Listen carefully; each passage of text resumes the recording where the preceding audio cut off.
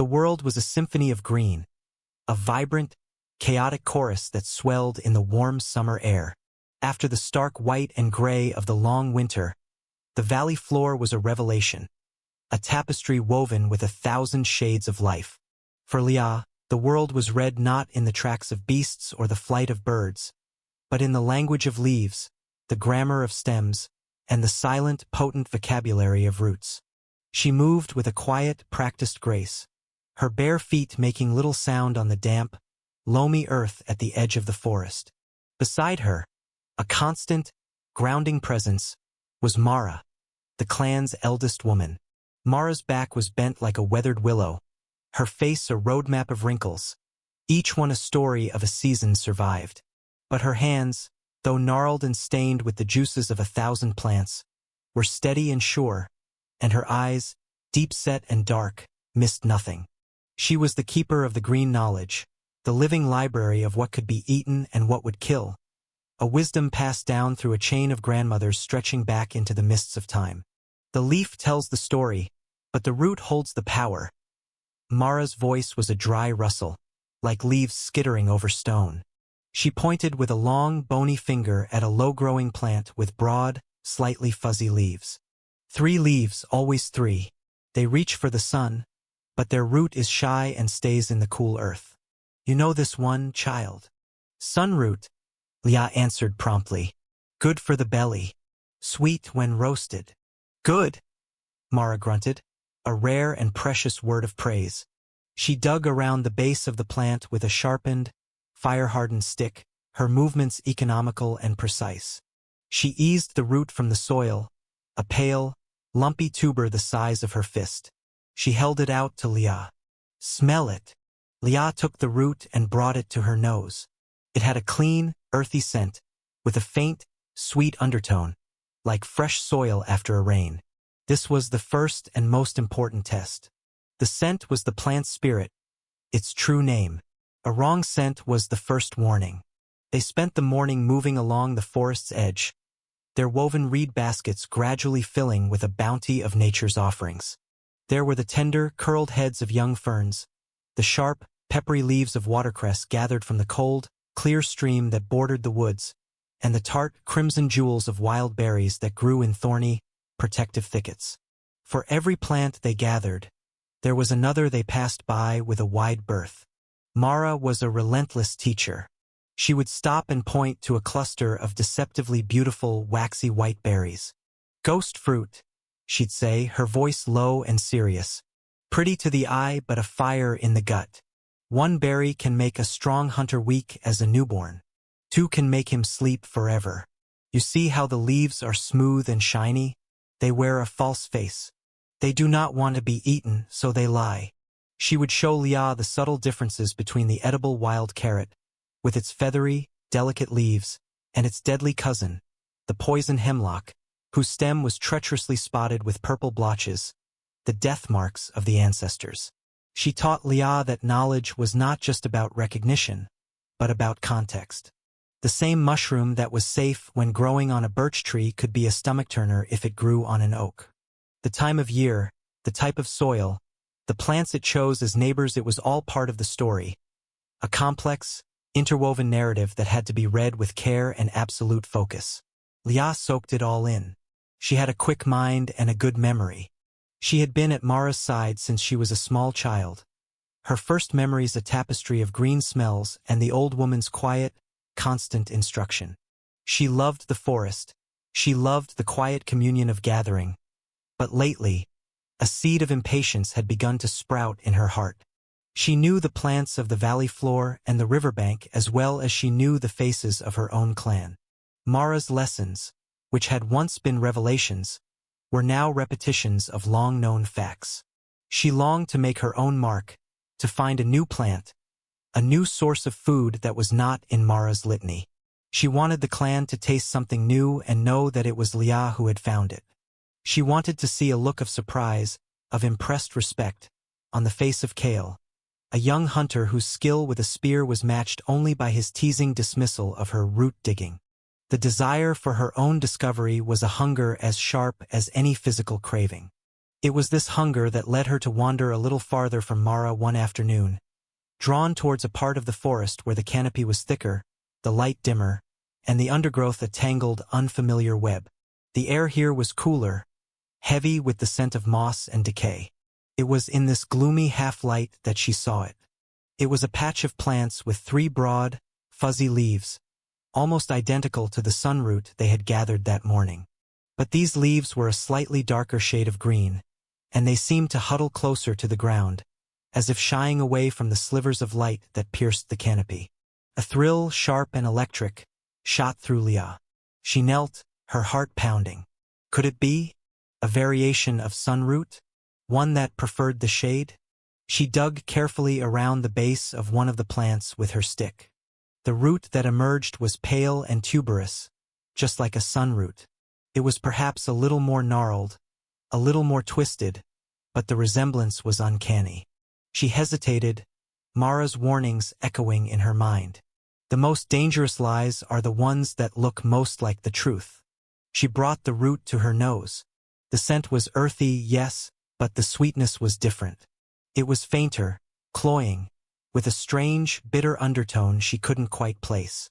It wasn't the clean, honest smell of a sunroot. Doubt, cold and sensible, pricked at her. She should take it to Mara. The old woman would know in an instant. She would look, she would smell, and she would pronounce the final, unassailable judgment.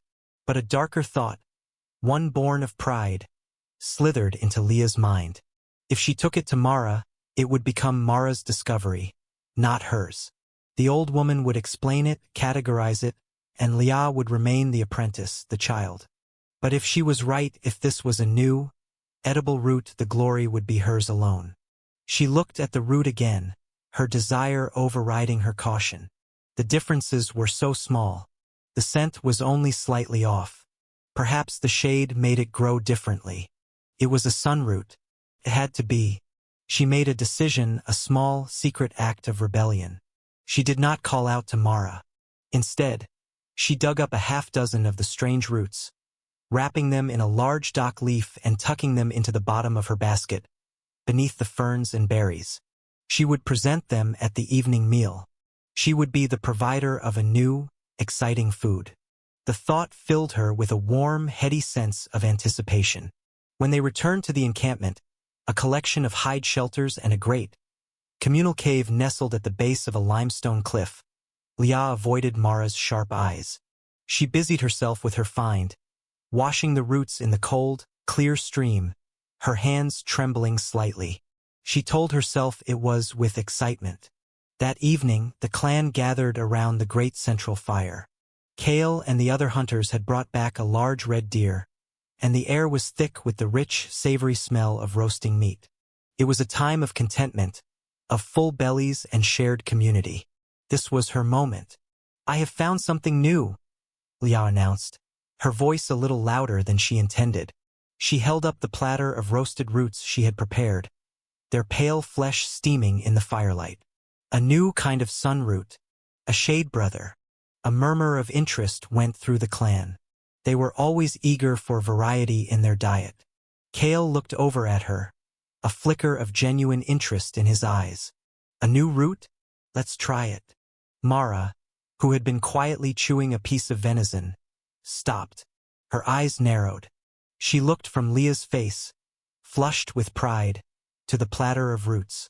She leaned forward, sniffing the air. Her expression, barely visible in the dancing shadows, hardened. "Leah," she began, her voice a low warning. "Where did you?" But it was too late. The men, hungry from the hunt, were already taking the roots. Kale popped a piece into his mouth. "It's sweet," he said, though a flicker of confusion crossed his face. "But a strange aftertaste. Bitter." Others were eating it now. Leah's own family, her mother and father, took pieces, smiling their encouragement at her. Leah's heart swelled with pride, pushing aside the last, nagging vestiges of doubt. Only one person ate it with unrestrained glee. A small boy named Finn, not more than 5 seasons old, loved the cloying sweetness of the root. He giggled as he stuffed a large piece into his mouth, ignoring his mother's attempts to make him eat his meat first. Mara rose to her feet, her movements stiff but urgent. She strode over to the platter and picked up a piece of the roasted root. She brought it to her nose, her nostrils flaring. Her face, in the firelight, became a mask of cold, terrible certainty. "Fools!" she hissed, the word cutting through the cheerful chatter like a shard of flint. "Spit it out. Now!" She knocked the platter from Leah's hands, sending the remaining roots scattering into the dirt. The suddenness and violence of her action stunned the clan into silence. "What is this, Mara?" Borin, the chieftain, demanded, rising to his feet. "This is not sunroot."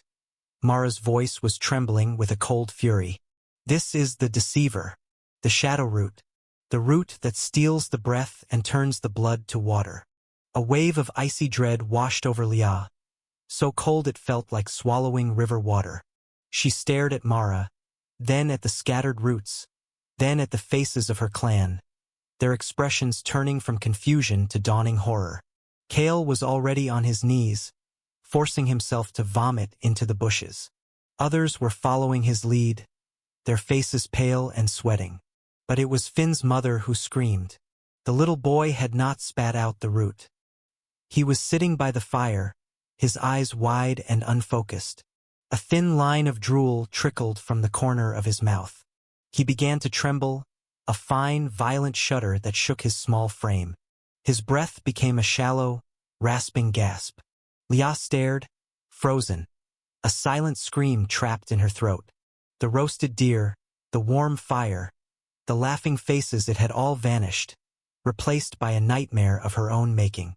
The pride she had felt only moments before had curdled into a thick, suffocating poison in her own gut. She looked at the small, convulsing body of the boy, at the terrified face of his mother, at the cold, accusing eyes of her clan. The weight of what she had done, of her selfish, foolish pride, crashed down on her. She had not brought them a gift. She had brought them death, wrapped in a familiar leaf and served with a smile. The forest had secrets Mara had always taught her, and some secrets were poisonous.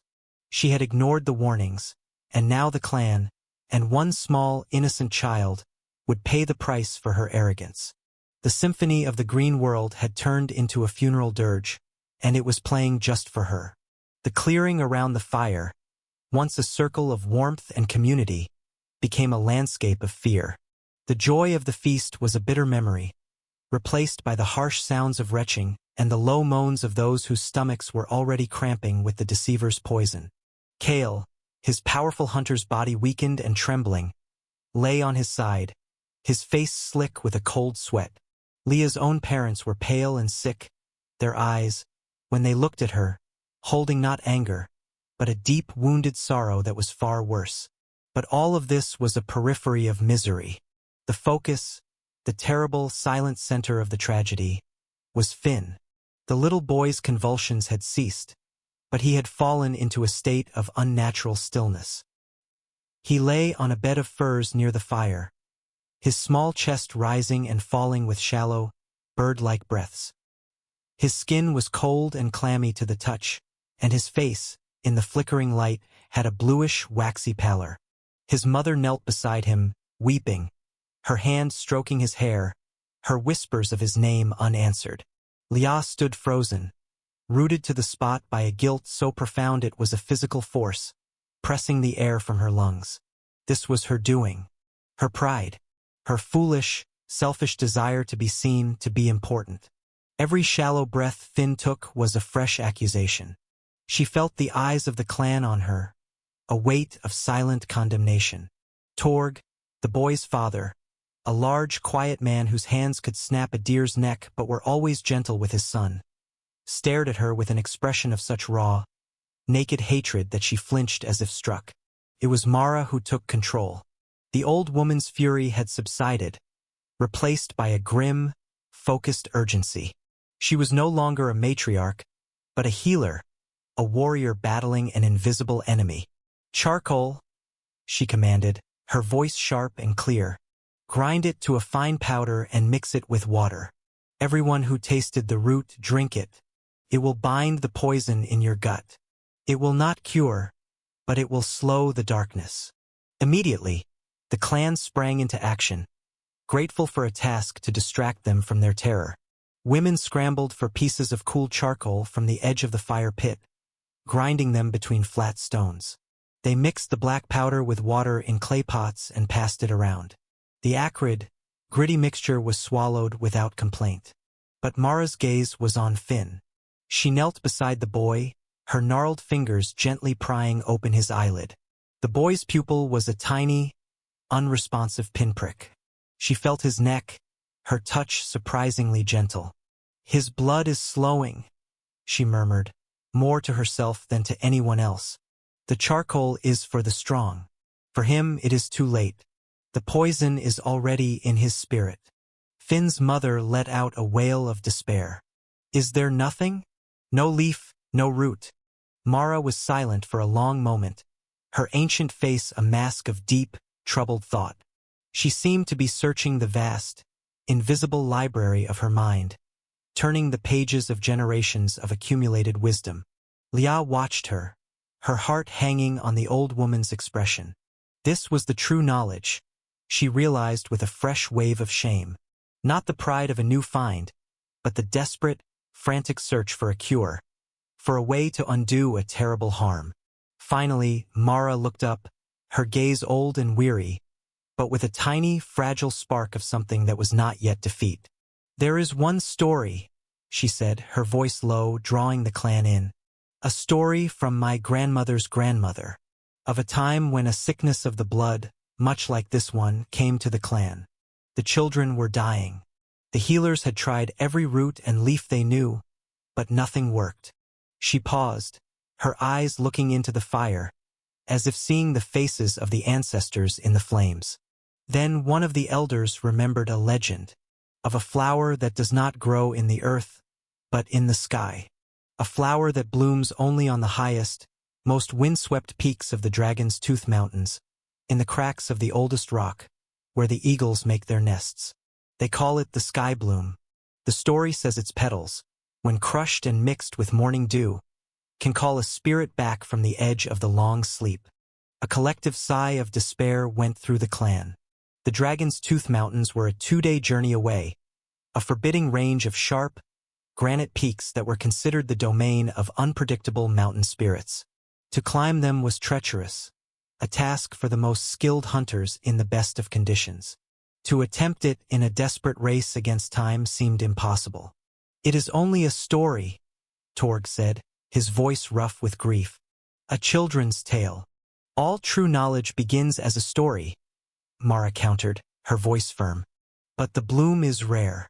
And the climb is death for an old woman. And the hunters," she glanced at Kale, who was still weak and pale, "are poisoned."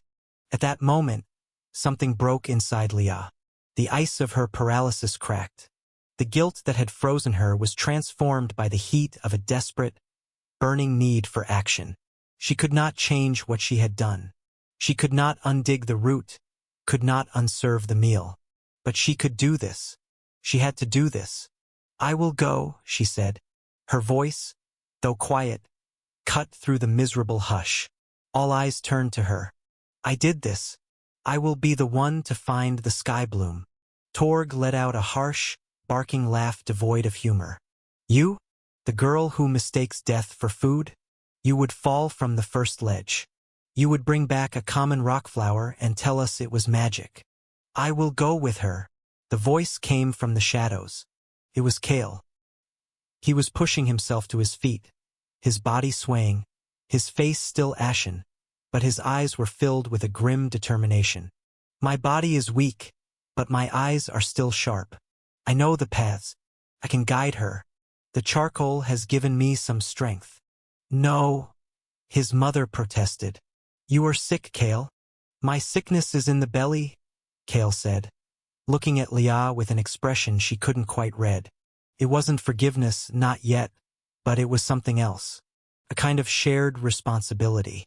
"Her sickness is in the spirit. We will cure them both, or die on the mountain." There were no more arguments. There was no other choice. It was a desperate hope, a fragile thread, but it was the only one they had. Mara took Lia aside while Kale prepared a small pack with a waterskin, a flint knife, and a length of braided hide rope. The old woman's face was grim. She grabbed Leah's arm, her grip surprisingly strong. "Listen to me, child, and listen well. You have been a fool, but now you must be a hawk. The sky bloom, if the stories are true, grows only on the eastern face of the highest peak, the one that looks like a broken tooth. It has petals the color of the sky at dawn, a pale, glowing blue, and it has a single golden leaf at its base. There are many blue flowers on the mountain. Only the one with the golden leaf is the true bloom. Do you understand? The golden leaf. Everything else is a lie." Lia nodded, her throat too tight to speak. She committed the description to memory, etching it onto her soul. A blue flower with a single golden leaf. The journey began in the pre-dawn gloom, a desperate flight from the coming sun. Lia and Kale moved through the forest, Kale in the lead.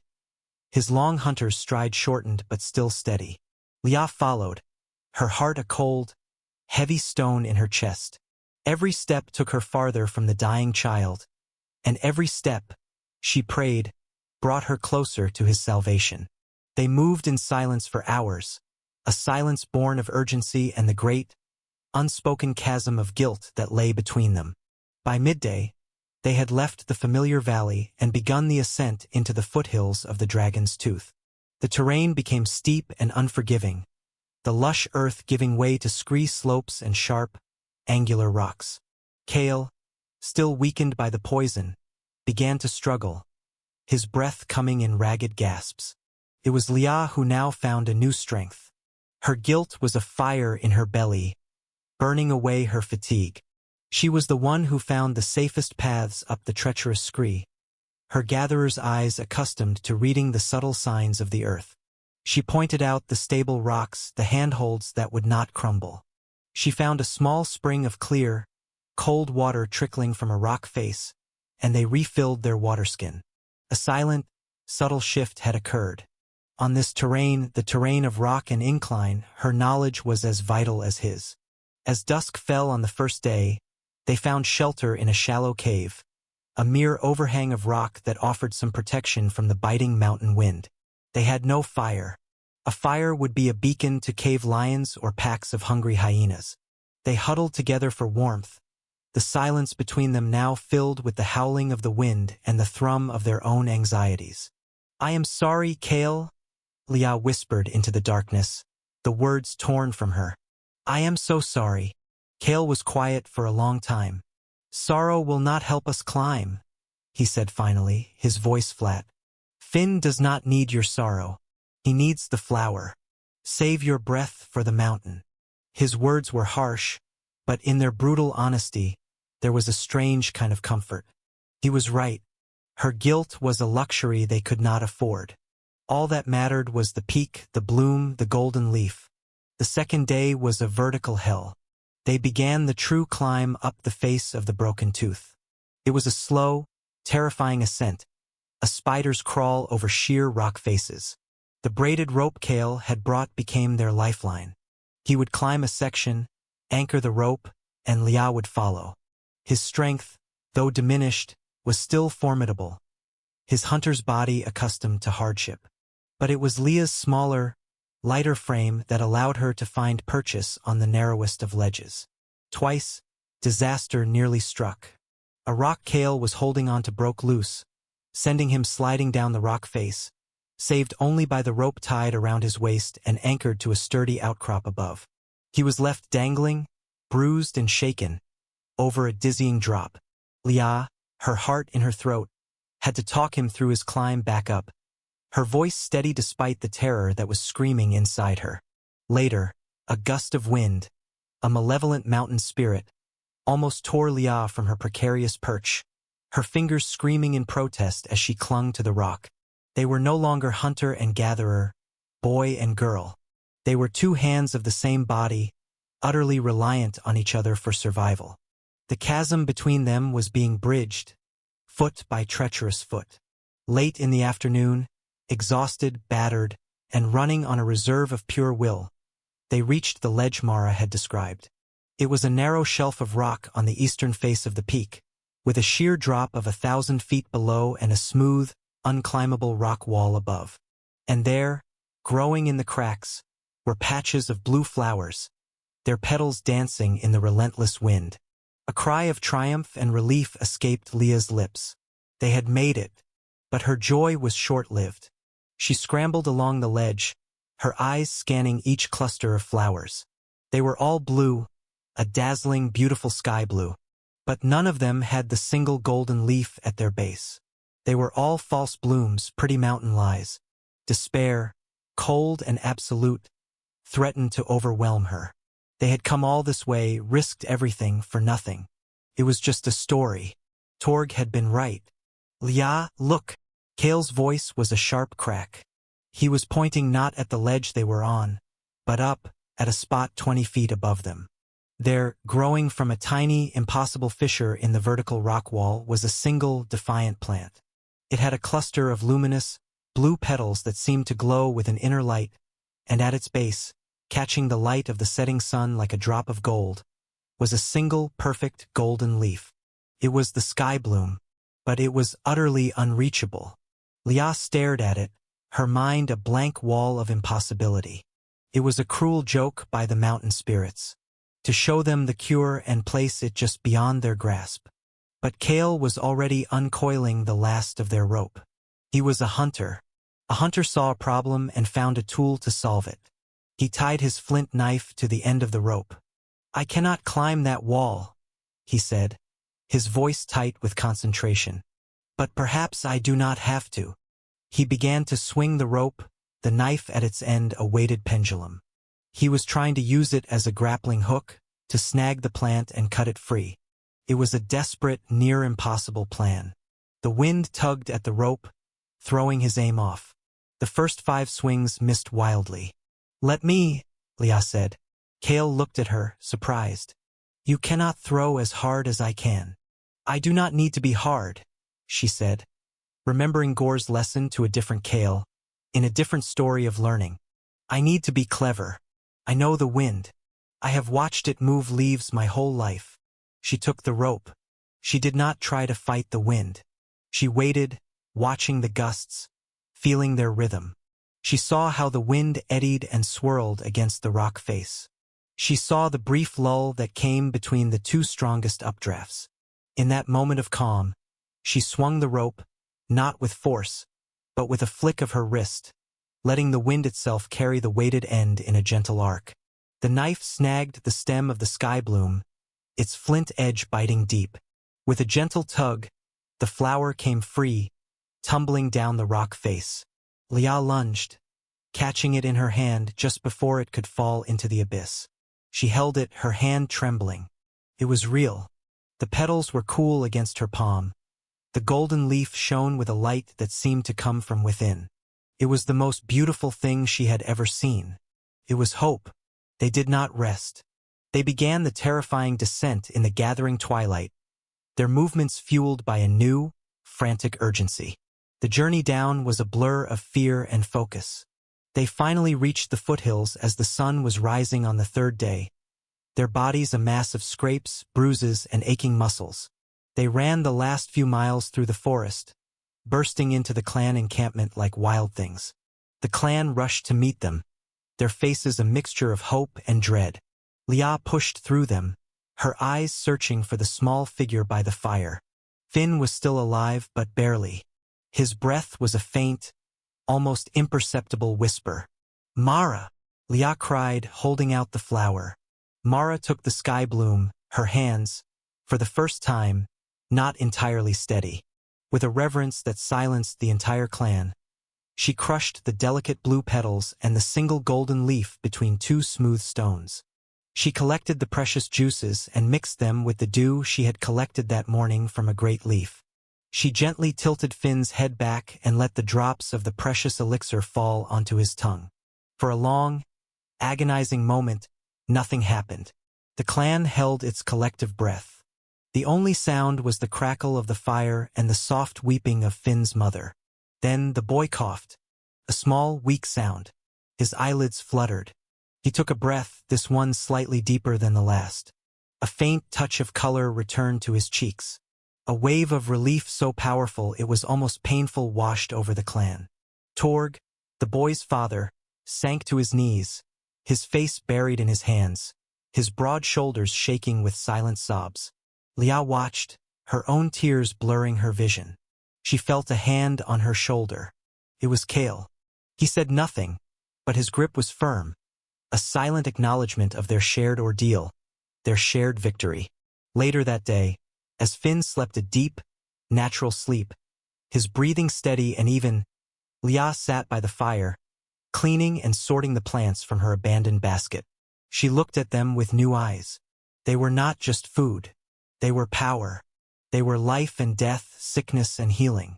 They demanded not just knowledge, but wisdom. And wisdom, she now knew, was born not of pride, but of humility, and sometimes of a terrible, painful grace. Her journey to the mountain had been a penance, but it had also been her truest, most important lesson. She was at last a gatherer,